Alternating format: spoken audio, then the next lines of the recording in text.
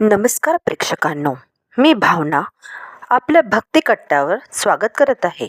आजचा विषय आहे अधिक मास. धार्मिक दृष्टिकोनातून अत्यंत महत्त्वाचा मानला जाणारा अधिक मास सुरू झाला आहे. दर 3 वर्षांनी अधिक मासाचा महिना येतो.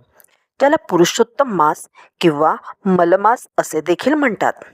अधिक मास हा महिना भगवान विष्णूंना समर्पित आहे. या महिन्यात विष्णूंची भक्ती, उपासना, पूजा, व्रत याला अत्यंत महत्त्वाचे स्थान दिलेले आहे.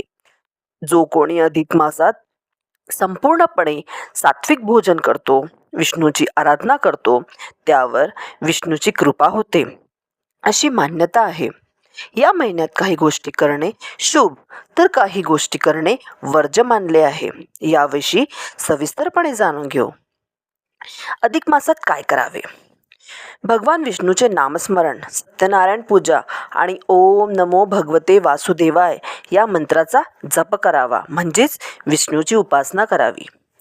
गरजूंना अन्नदान, वस्त्रदान आणि शक्य असल्यास गायीला चारा किंवा गोदान करा. संध्याकाळच्या वेळी तुळशीजवळ किंवा पिंपळाच्या झाडाखाली दिवा लावा. श्रीमद भागवत कथा, विष्णू सहस्रनाम किंवा इतर धार्मिक ग्रंथांचे पठण किंवा श्रवण करा. पवित्र नद्यांमध्ये स्नान आणि धार्मिक स्थळांना भेटी द्या. मग या मासात काय करू नये? या मासामध्ये कोणतेही नवीन कार्य करू नये. एखादे वाहन घेऊ नये. विवाह का मुंज करणे टाळावे. गृहप्रवेश आणि वास्तुपूजा करणे टाळावे.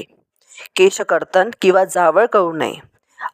कोणाचाही अपमान करणे, खोटे बोलणे किंवा विचार मनात आणणे यापासून दूर राहावे.